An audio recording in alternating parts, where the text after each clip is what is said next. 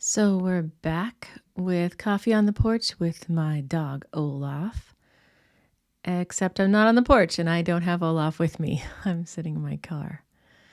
And I'm on the way to a trip that I have been planning for the last couple of weeks. And it was an idea that I've had for a long time. It's the one that I've been talking about that I really didn't think I could pull off. And I'm about to head out for round two. Actually, I had left the house a couple of days ago and ran into a lot of obstacles. And that's what I want to talk to you about today. When you are planning a goal, a career change, a life change, anything like that, obstacles are to be expected. And it's important how you deal with them and what you make them mean. So, as usual, I'm going to give you an example in the form of a story. So I was ready to leave the house with the car packed. I had a couple of errands to do before I left Anchorage. And then I was going to head out and I was going to hit things exactly right. My timing was going to be perfect. And then I left a little later than I had planned, but my timing was still really good. Things were going on swimmingly until I ran over something on the road and I got a flat tire. In fact, it is the first flat tire I've ever had in my whole life. And I have been practicing changing tires since I was 13, 14, 15, and I've just never gotten one. I've never even been in a car that had one, I don't think. Somebody can correct me if I'm wrong and they were in a car with me with a flat tire, but it's not one that I remember. And this wasn't just a hole in the tire or a slow leak. This was totally destroyed. I hit whatever it was and it exploded the tire. And I was in a place where I was too far from town to change it to a donut and ride the donut where I needed to go. So I had to call a tow truck. And I'm sitting there waiting, and the thought crossed my head, is this a sign? And I was startled. I thought I'd gotten rid of that kind of thinking, but we've all been so programmed not to trust ourselves, not to trust the plans that we've put in place, and to have a lot of fear about achieving the things that we want, that those old thought patterns can sneak in.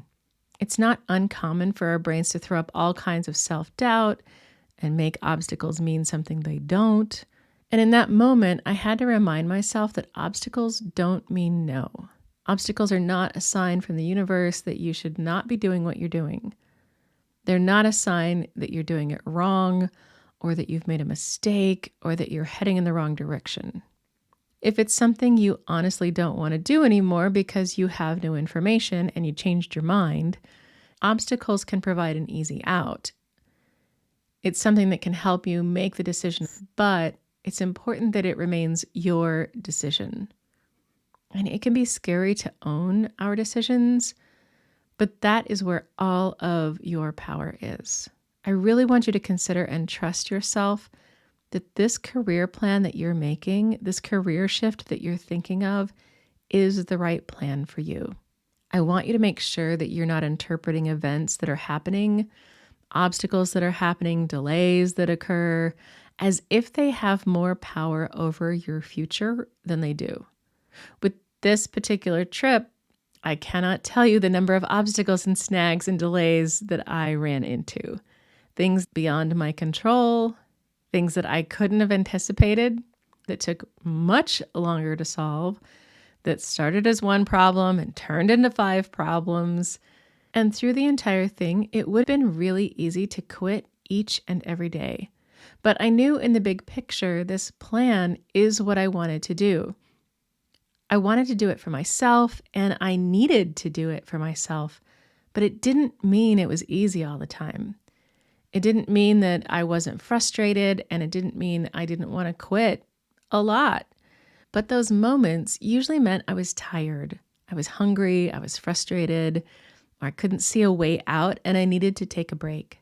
I needed to ask for help, but it didn't mean I should quit. And that is the thing I really want you to hang on to during your career change process. The dreaming stage is one of the most beautiful parts of a plan, the most fun, the most exciting. And the realizing the dreams that you had envisioned is also pretty exquisite, looking back to see what you've accomplished. But the middle is really where things get hard because you are facing your fears, you're rewiring your brain and your perception of yourself and the world around you. It's not difficult because the universe is against you. It's hard because you are literally growing new neural pathways in your brain. I really want you to pay attention to this. I want you to hang on to the fact that obstacles in the middle of a change process don't mean stop. It may mean you need to learn some new skills. You might even need to expand your tolerance for discomfort when you face a difficulty. But the events themselves don't mean anything about you. It doesn't mean anything about your planning or your logistics or your scheme or anything like that.